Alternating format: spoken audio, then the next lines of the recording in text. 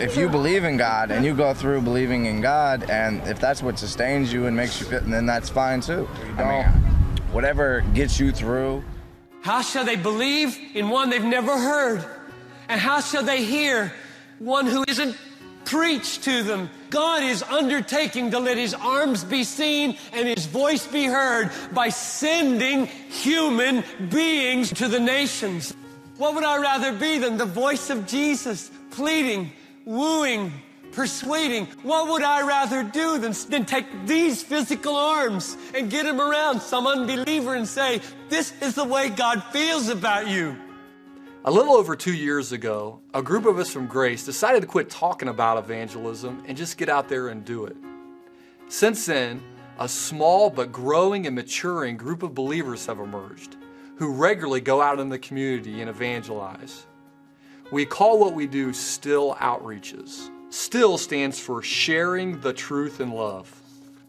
Besides reaching the lost, our goal is to corporately encourage and equip each other so we become more effective at individually sharing the message of Jesus with those in our own centers of influence. The format of our time together reflects this goal. We begin each STIL outreach with a potluck dinner, hosted in the home of one of the participants. After eating, there's a short teaching time, followed by a time of prayer. Right before heading out, we split up into teams where each person has a role to fill. While a STIL outreach may have a dozen participants, each team has just 3 to 5 people. We then travel together to the prearranged outreach location. We go basically anywhere there are people out and about. We've gone to street festivals and places like OSU in the short north. As I mentioned before, each team member has a role to fill. Each team has 3 roles: an icebreaker, a spiritual conversation leader, and for new participants to STIL, the role of pray, watch, and learn.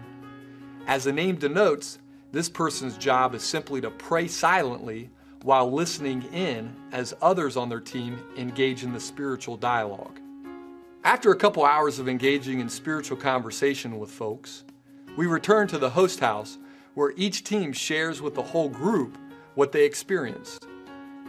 Particularly for new people, I would say this is the most encouraging and enriching time where we celebrate what God did in and through us, as well as learn new insights that can help us grow for future sharing opportunities.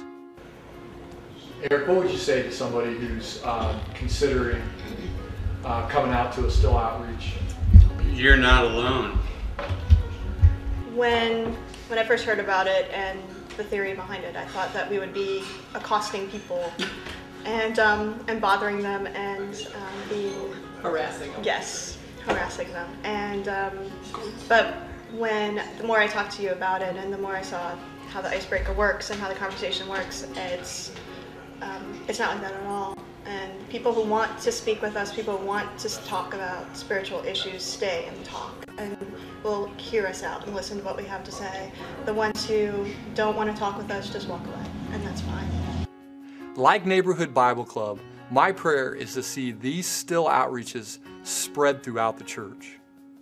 If you desire to improve in sharing your faith, but feel you just need a little help and encouragement, please consider joining us.